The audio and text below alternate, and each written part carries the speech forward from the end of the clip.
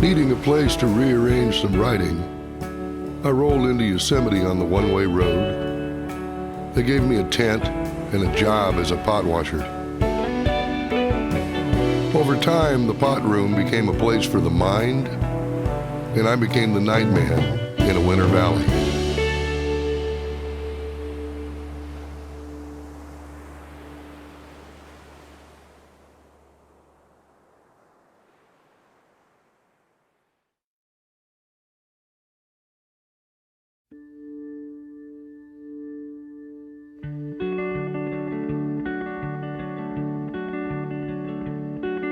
I'm a nightman on the beach, being chased by the tide.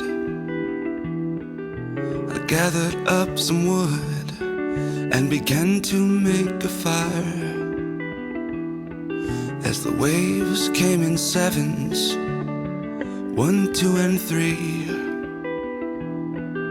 the pull of the moon bringing in the sea.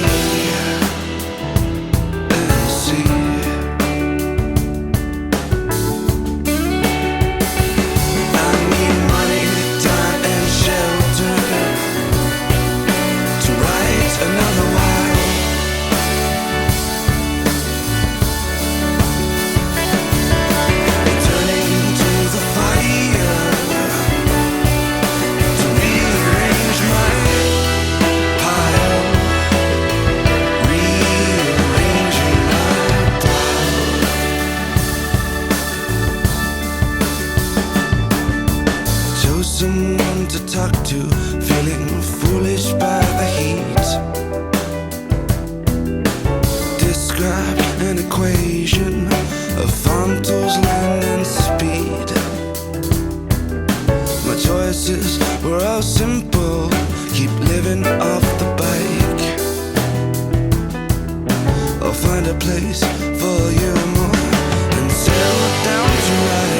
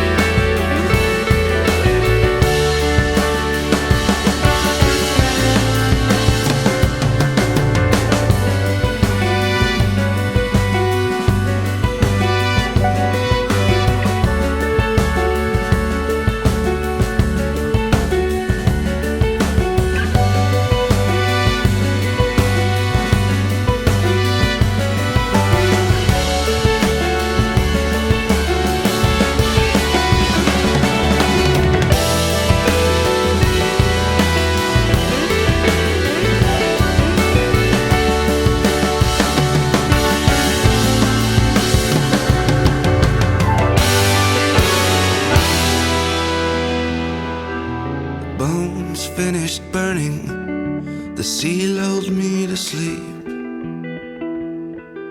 a storm was coming, so I started heading east, heading east.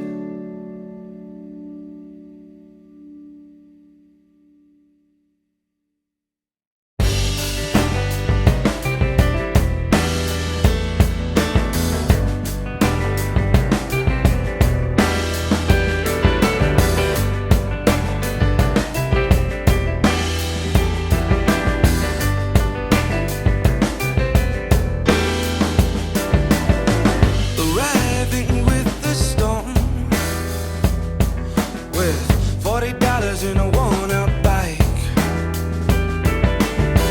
photographed in a Stetson hat for the Union 535. I took the job, I took the job, I took the job, I took the job.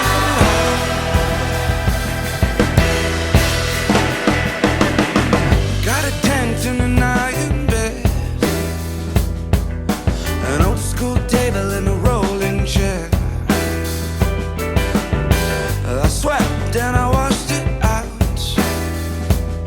I said I swept and I washed it out. 'Cause I took the job, I took the job, I took the job, I took the job.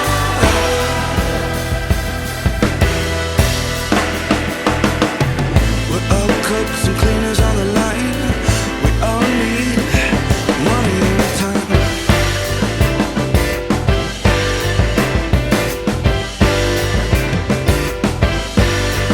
Yeah, we're all cooks and cleaners on the line.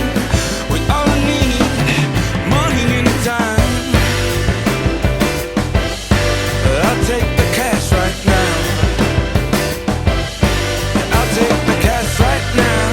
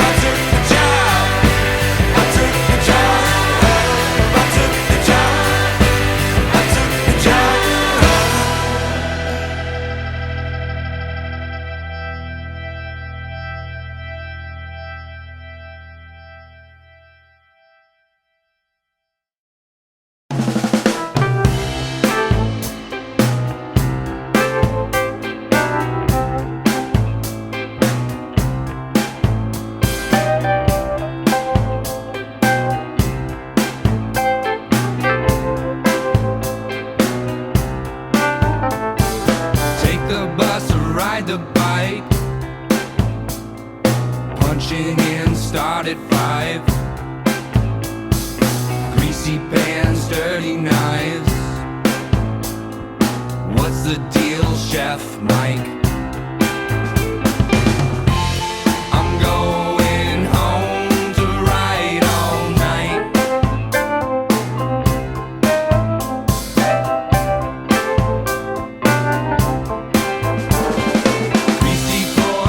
Machines,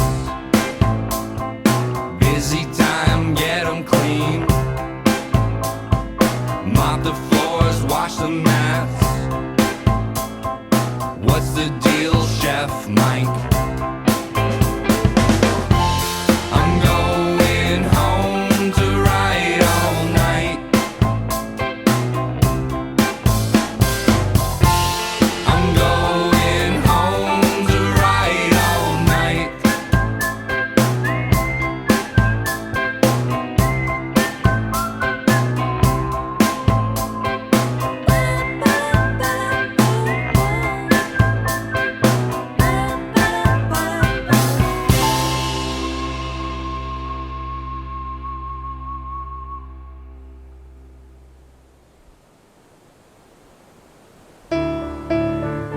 Yeah, Dad. Yosemite's a small hole in the Sierra granite, and I've got a job in the pot room that works for a while. I've been washing pans at night, then writing small pieces about a low winter valley while the snows are falling. My employers are large and personal, which is fine with me, because I borrowed some tools to write Chef Mike a poem asking for more hours. And I hit the wrong button on an office printer, sending it out to every office the Delaware Corporation has except his. But I've got better equipment now. So thank you for the Christmas money and lunch with Uncle Mike.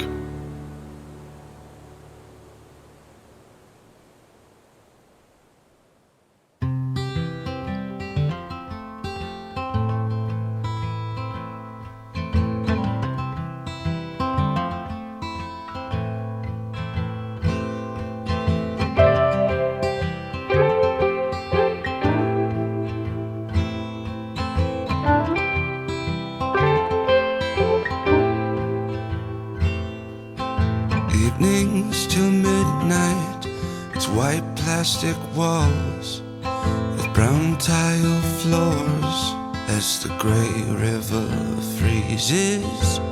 Some cooks burn, I've learned, some don't. They're all in their supper years. A knife scrape off and unused scum.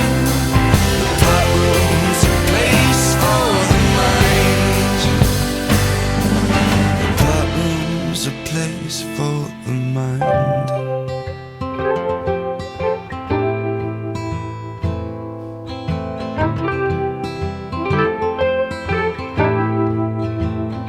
I imagine a woman some nights.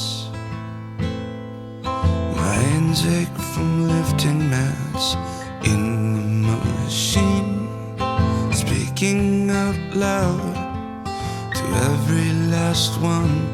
Then my questions, they become: how are your conditions? God is all around us. Where is your bedroom? Into the future with an old life. This room is a place for the mind. This room is a place for the mind.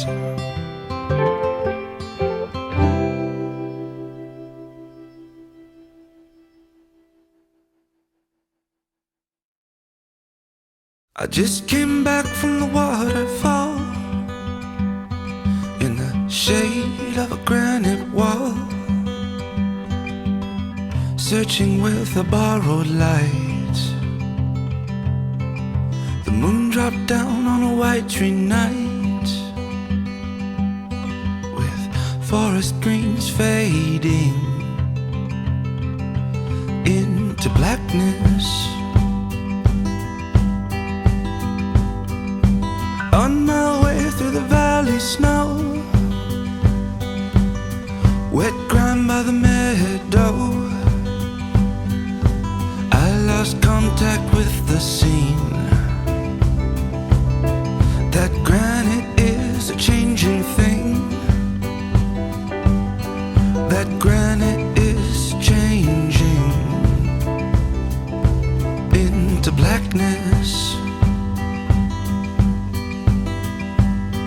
And whatever else fills the sky,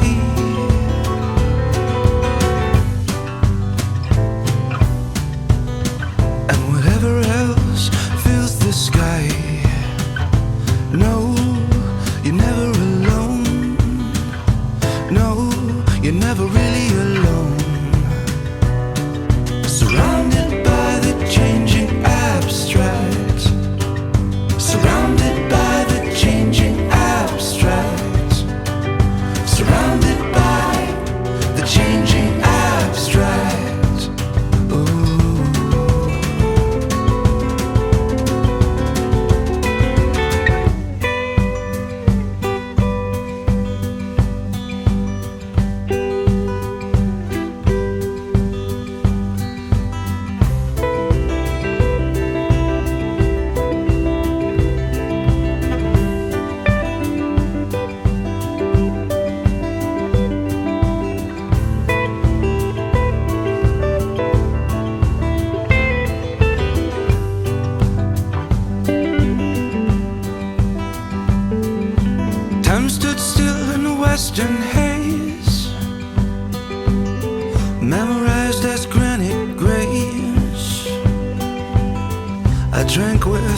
tall logs in the twisted woods of an evening fog, stepping down the tops of trees in the cold night feeling, and whatever else fills the sky.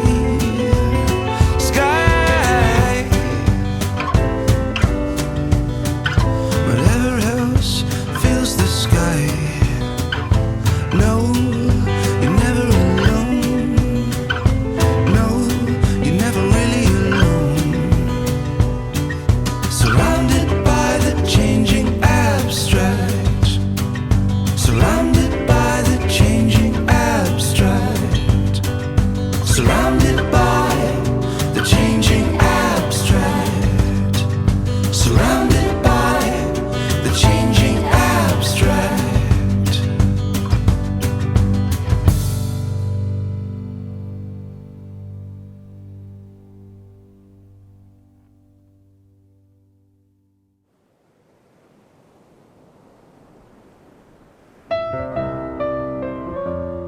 I'm not a believer, but I believe in people that do. A paralyzed woman has asked for a poem. Others have asked too. So after work, can you touch them with luck, not shooting stars, and keep them from harder things? The pot room's running cold tonight, and I hesitate in asking.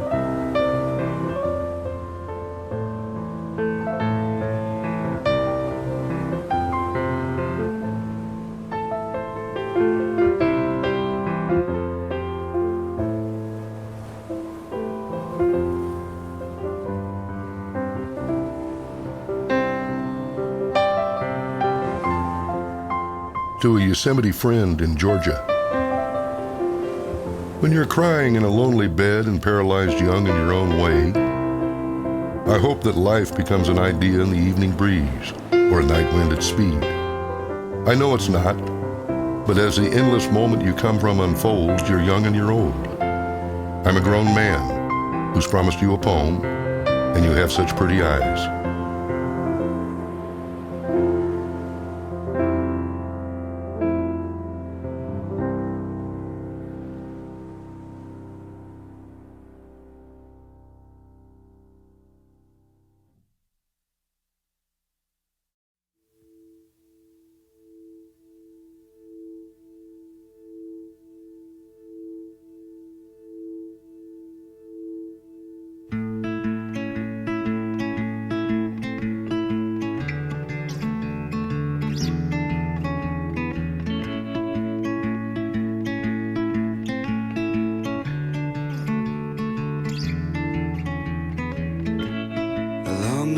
Of moving water under the cold, cold sun, or an aging motorcycle riding down a river's pretty lake. It's a day off.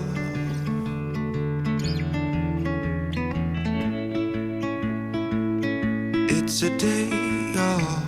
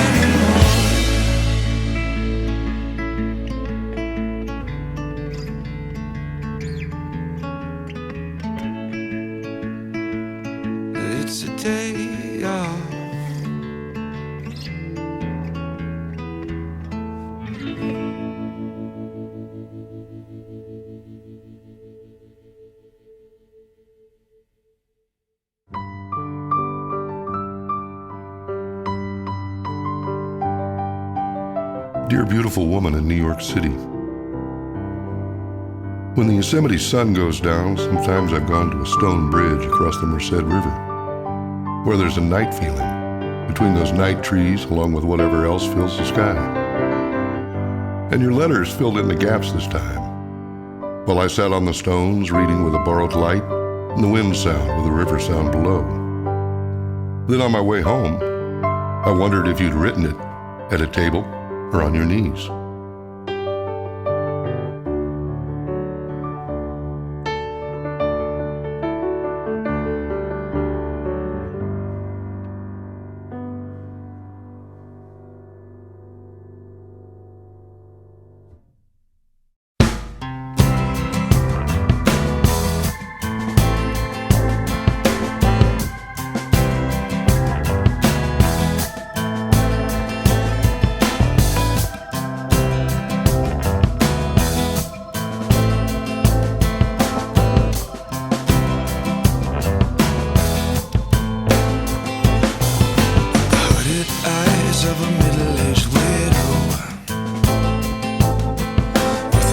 Limbs and whitened hair,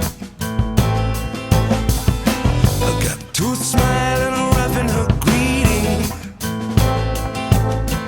and a tattoo over a surgical scar.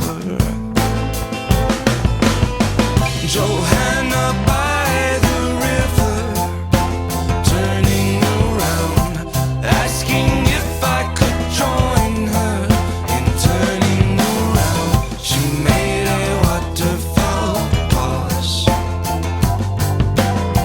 She made a waterfall pause.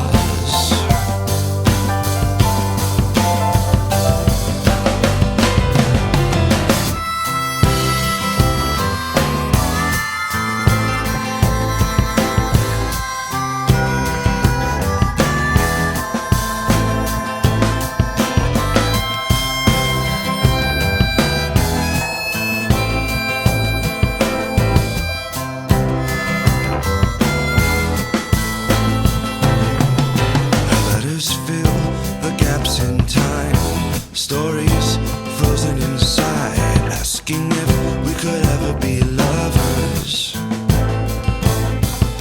I wonder, did she write them on her knees or on a table in the morning? When do you put the pages down? Johanna by the river, turning around, asking if I could join her in turning around. She made a waterfall pause. Yeah, she made a waterfall pause.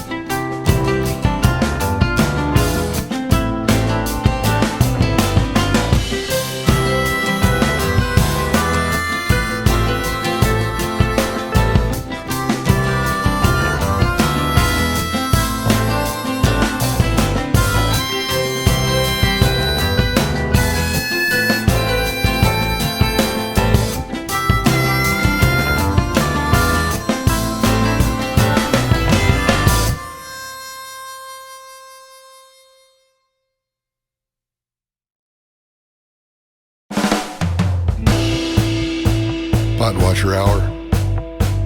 Forest fires outside the valley meant there was no power in the park and it was blacker than bare feet bottoms. Everyone seemed to have flashlights and candles except me. I was night blind, avoiding the stumps on my way to the store for beer and maybe a flashlight. Inside, lanterns glowed over crooked lines and they were out of lights, so I just bought some warm beer before walking up toward the abandoned tents above the store. My oversized Birkenstocks carried a lot of sand on the rise to the granite beneath Glacier Point, where over time granite slabs have peeled down and become shattered piles forming the terrace. A few stars flickered through the treetops as I shook sandal sand loose. The rugged terrace rose 70 yards behind the store. Working east in the twisted woods and boulders, I tripped through a landscape memorized as rough granite grays and forest greens, fading into surrounding blackness. Finally opening a beer in shipwrecked boulders, I drank with immortal logs stretched longer than horizontal rockets, and kept swallowing, nodding up at towering evergreens.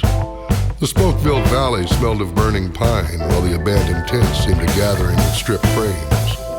Leaning against one of the 2x4s, a woman's voice echoed from the far end of the naked frames, maybe asking for a companion. She didn't ask again. I opened another bottle without pursuing her in the darkness, then swallowed more beer on the way down from the terrace. Out of the woods and boulders, I kept going down toward the meadow. The power was still off after the beer store closed.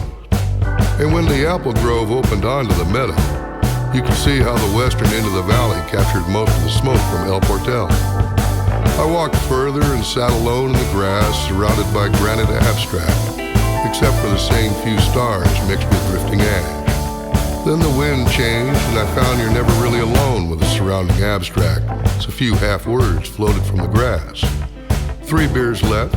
I opened one and watched the lights on the canyon walls. They were big wall climbers, flashing lights, and some rangers bellowing back through bullhorns. Swallowing my beer as voices swam from the meadow telling them to switch the goddamn horns off. Then the wind and moon descended on the sea of grass, and a pot washer hour turned in the northern sky, while time stood still in the western haze. Smoke drifted away, and I went deeper into the sheep grass. I was laying flat by the trees when a leafy kind of woman's whisper surprised me wanting a cigarette for her journey. I hand-rolled her a drum, then lit it with one of my last wooden matches. The woman had a sun-stained face above some worn travel clothes. She inhaled deeply as the fire still climbed to that Spanish word for door, with the sound of an employee's child conceived in Boys Town. Then she put her face into mine, whispering she'd found a man hiding in the woods from the rangers. Her English wandered like a low river. I nodded as she kept whispering that the man was a big wall climber writing a book on physics. I nodded again, so she quickly placed her hands lightly on my face, saying he combined 2 kinds of weirdness. What kind was mine? Her question got my hands aching. Somehow she must have understood, dropping her hand from my face to crack my fingers one by one, while I asked myself what kind of weirdness was mine. After my last finger cracked, I told her I'd been writing a letter to an imaginary woman. Then the pot washer hour continued and the wind blew over dry grass before she asked if my woman had an odd name. I said maybe. She reached for a drum and said her name was Joanna.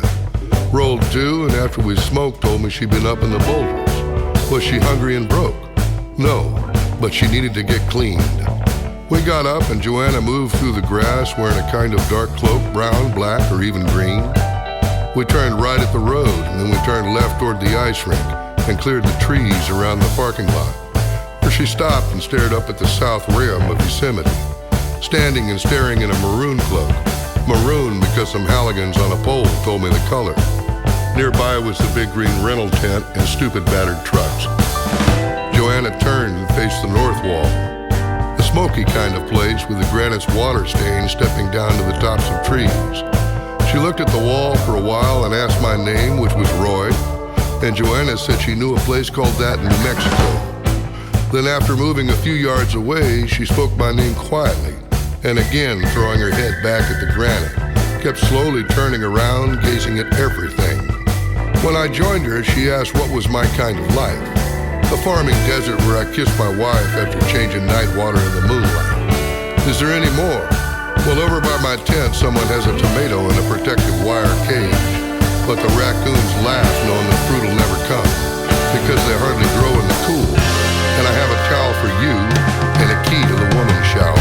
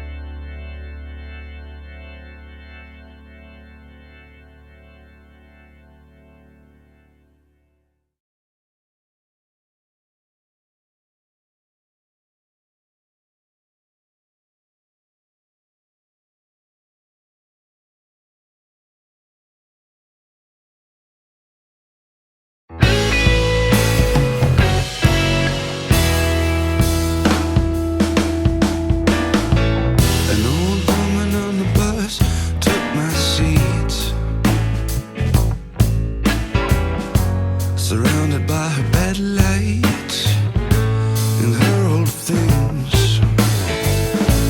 I named her an N, maybe an N, a great looking woman ready to die. Maybe a widow in the dawn who played the oboe, but her oboe's gone. I named her an N, maybe an N. I hope she gets to a symphony. A mile south of the tracks, by an old schoolhouse full of the past. She put it all away. Her oboe's gone. Her oboe's gone away.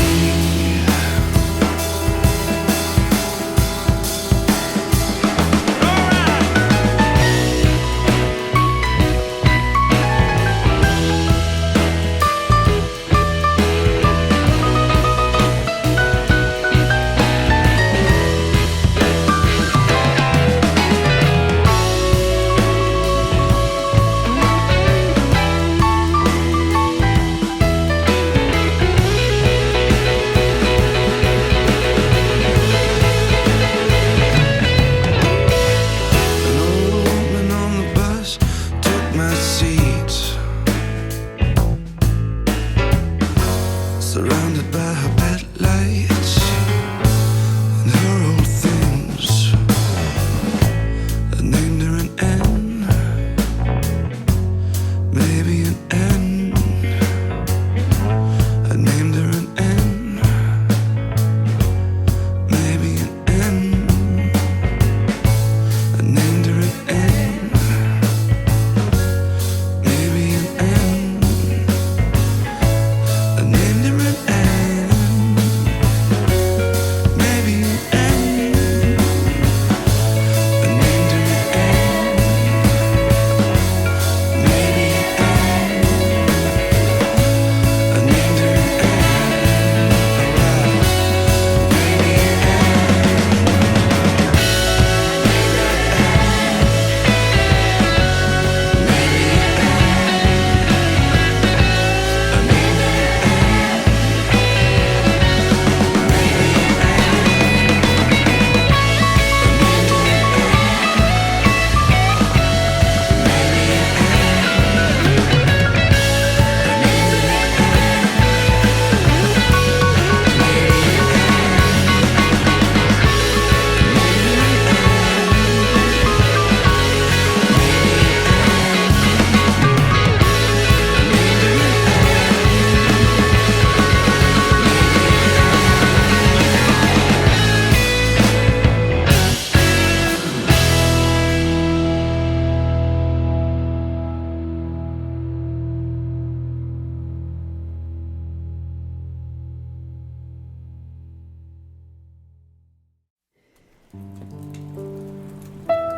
Biker graveyards. Mormon dawn muttering through muttering rains, rolling past barns, not farms. Aha. Damp gravel road out of another town, passing the twisted frames inside biker graveyards. Accidental rider shook, quivered, and died. Now their sadness follows you from Utah. Oily gray dawn, complicated rain, muttering pain, twisted frames, biker blood, and motorcycle graveyards. Water buffalo on the gravel road out of Utah.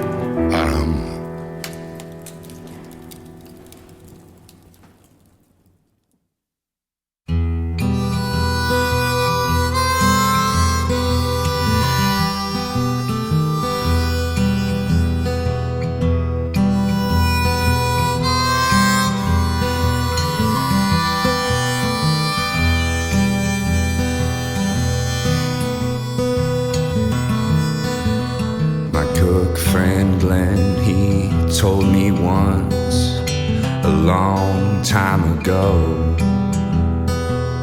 he made a deal with himself. When it's time, he'd go.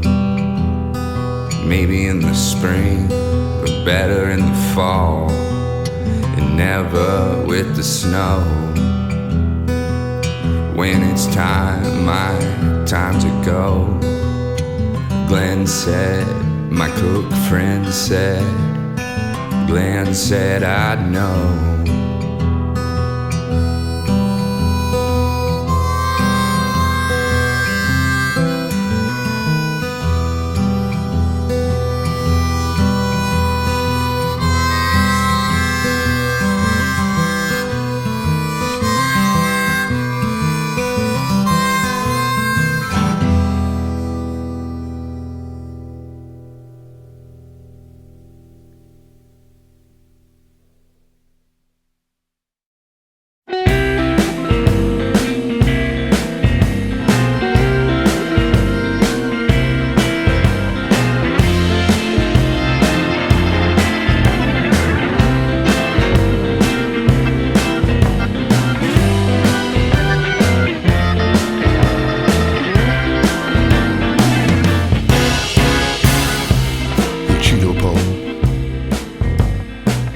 You know you're hammered when you've staggered to the machine in the rain and bought 3 Musketeers instead of Snickers.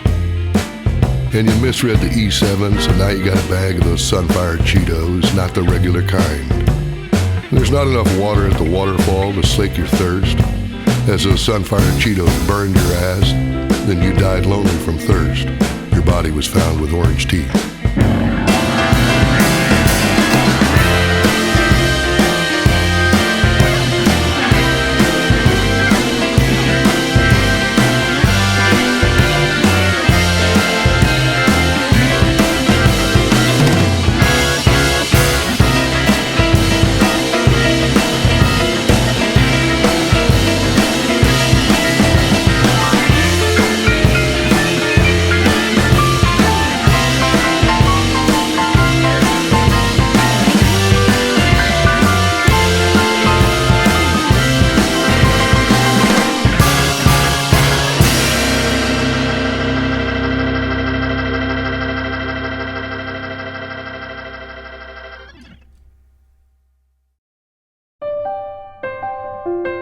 Last month, I met a young girl. She was 8 years old in a bar. Her name was Lucia Rose Laz.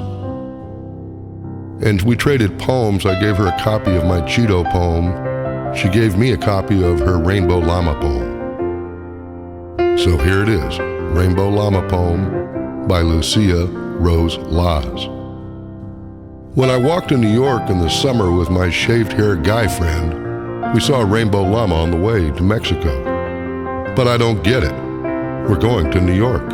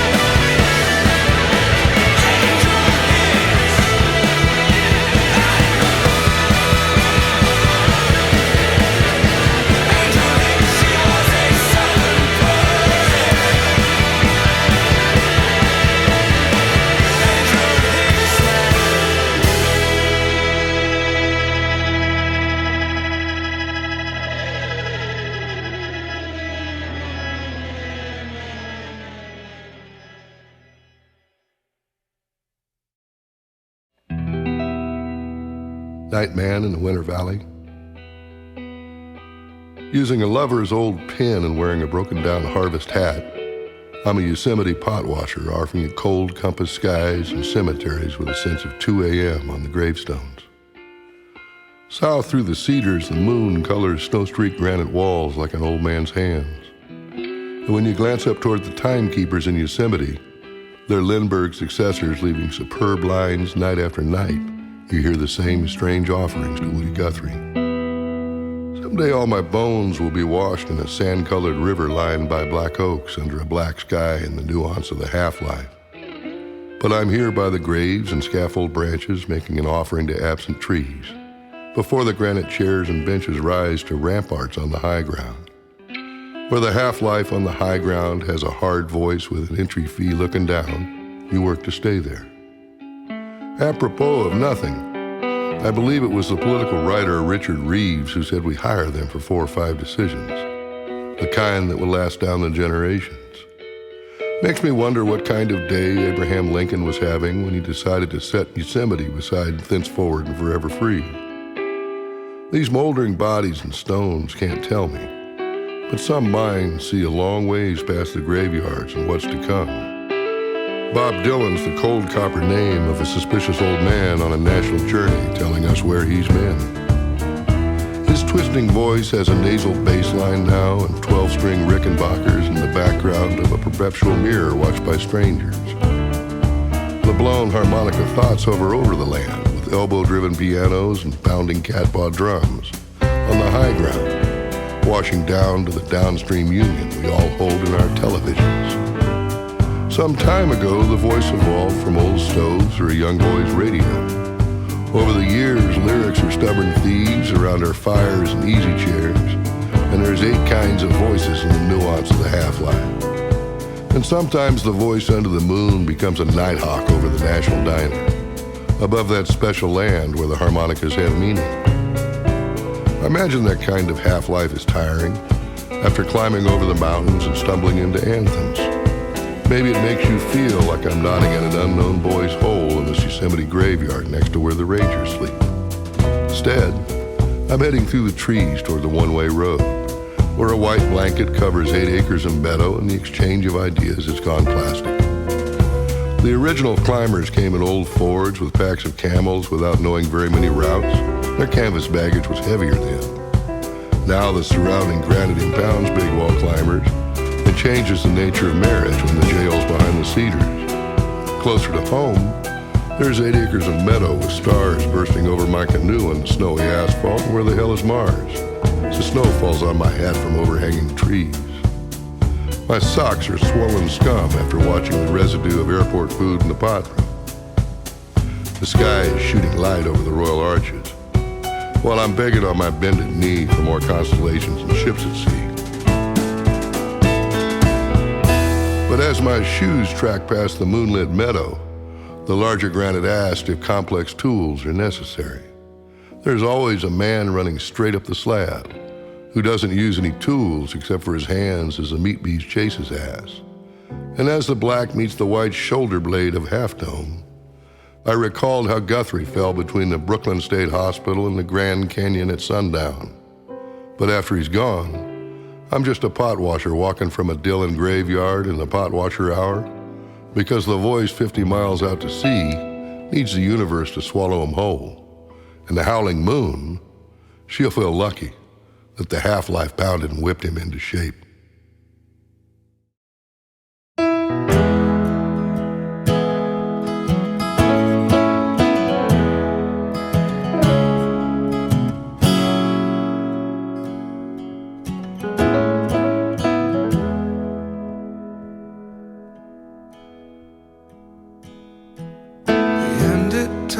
Was flowing at 2 in the morning through the hollows, through the drawers, till it came through a hole and into the wild, with a line about Lincoln Shaw and Roosevelt's chair.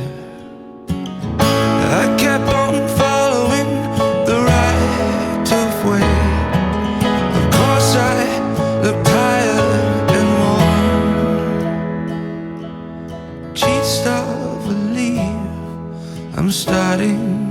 see. I'm just confused and shut down.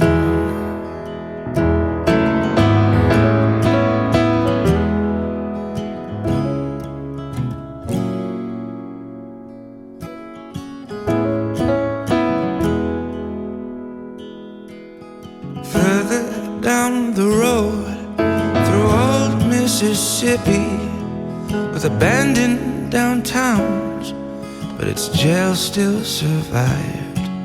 Blown pages in a sea of weeds by the tracks, bottomed out, and whiskey droughts. My return left me an old man, where everything seemed but a soul. Seats of belief I'm starting to see. I'm just confused and shut down. I'm just confused and shut down.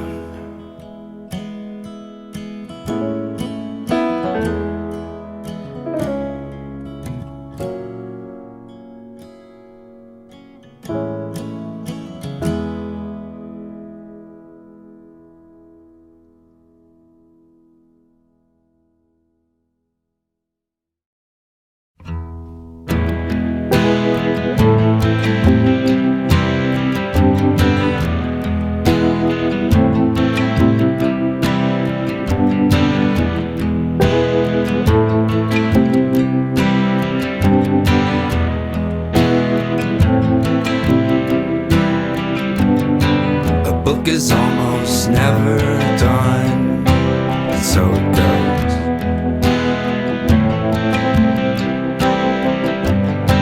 A second winter in the park, it told me so. And all those things I imagined